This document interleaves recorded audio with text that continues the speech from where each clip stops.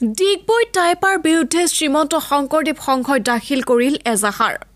আজি 19 ফেব্ৰুৱাৰী বুধবাৰে উত্তৰ পূৰ্বাঞ্চলৰ বিভিন্ন জিলা সমিতিৰ লগতে মাৰ্ঘেৰিটা জিলা সমিতিৰ শ্ৰীমন্ত শংকৰদেৱ সংঘয়ো টাই আহোম যুৱ পৰিষদ অসম টাইপাৰ বিৰুদ্ধে ডিগবৈ আৰক্ষী থানাত এজাহাৰ দাখিল কৰে।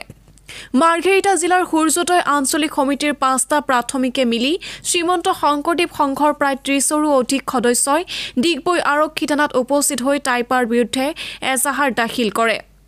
টাইপাৰ কেন্দ্ৰীয় সমিতিয়ে শ্ৰীমন্ত শংকৰদেৱ সংঘৰ সংবিধান প্ৰজ্বলন কৰা প্ৰতিবাদতে শ্ৰীমন্ত শংকৰদেৱ সংঘৰ উত্তৰ পূৰ্বাঞ্চলৰ 55খন জিলা সমিতিয়ে টাইপাৰ বিৰুদ্ধে প্ৰতিখন থানাতে এজাহাৰ দাখিল কৰিছে। উল্লেখ্য যে সংঘৰ গহপুৰৰ চন্দ্ৰ বৰুৱা নামৰ সংঘ এগৰাকী সদস্য টাই আহোম জনগোষ্ঠীয় ধৰ্মীয় উৎসৱ মেডাম এফিত অংশগ্ৰহণ কৰাৰ বাবে সংঘই ব্যক্তিজনৰ বিৰুদ্ধে ব্যৱস্থা গ্ৰহণ কৰিছিল। শ্ৰীমন্ত শংকৰদেৱ সংঘই সংঘৰ সংবিধান প্ৰজ্বলন কৰাৰ কাৰ্যক ধিক্কাৰ জনোৱাৰ লগতে টাইপাৰ যিসকল কৰ্মকৰ্তাই এই দুষ্কাৰ্য সংঘটিত কৰিছে সেইসকলৰ বিৰুদ্ধে প্ৰশাসন তথা অসম চৰকাৰক বিহিত ব্যৱস্থা গ্ৰহণৰ দাবী জনাইছে। আপোনালোকে নিশ্চয় সকলোৱে গম পাইছে, আজি কিছুদিন আগতে টাইপাৰ সংগঠনে আমাৰ শ্ৰীমন্ত শংকৰদেৱ সংঘৰ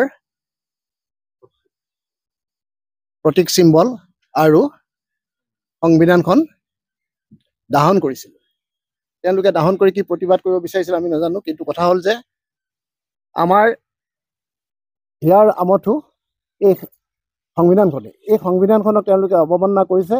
সেইকাৰণে আমি গোটেই শ্ৰীমন্ত শংকৰদেৱ সংঘৰ সমূহ সংগীয়ে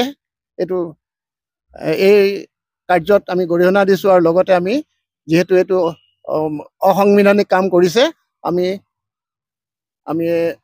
চৰকাৰক ইয়াৰ দ্বাৰাই এই বিহিত ব্যৱস্থা ল'বৰ কাৰণে আমাৰ প্ৰাথমিক জিলা আৰু মূল এই তিনিওটাই স্তৰতে আমি এই তেওঁলোকৰ ওপৰত এজাহাৰ দাখিল কৰিছোঁ। ইতিমধ্যে জিলা আৰু মূলত হৈ গৈছে।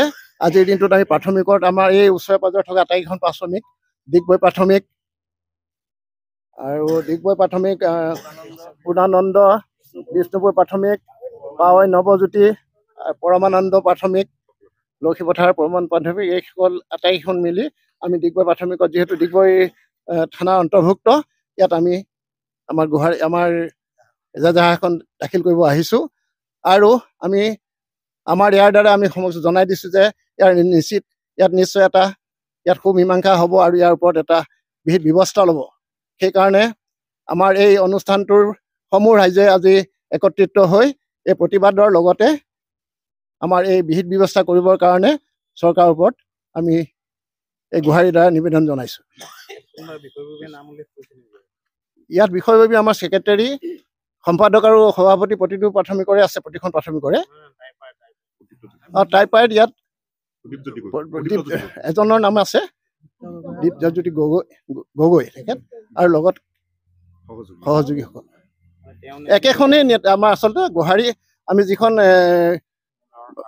মূলৰ কাগজ এইটো জিলা প্ৰাথমিক আৰু আঞ্চলিক সকলোতে একেধৰণে হৈছে। একেটা বিষয়তে আমি একেই অভিযোগ আমাৰ একেটা ফৰ্মেটতে আমি সকলো প্ৰাথমিকে প্ৰদান কৰিছোঁ। আপোনালোকে নিশ্চয় অৱগত যে শ্ৰীমন্ত শংকৰদেৱ সংঘ হৈছে অসমৰ সকলো জাতি জনগোষ্ঠীৰে পৰিপূৰ্ণ এটা বৃহত্তম উত্তৰ পূব ভাৰতৰ এটা বৃহত্তম জাতীয় অনুষ্ঠান।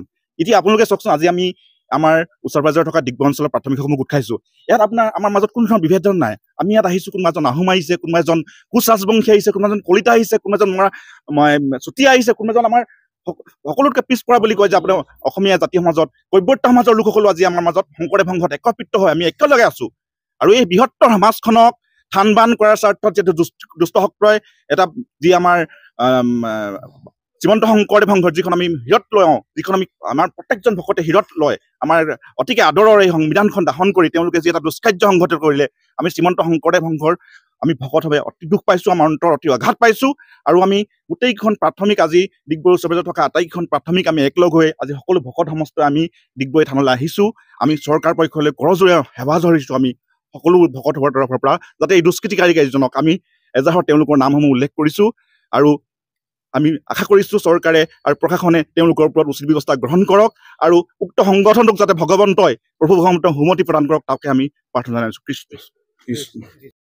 ডিগবৈৰ পৰা প্ৰদীপ দেৱনাথৰ ৰিপৰ্ট, ডেইলি 24।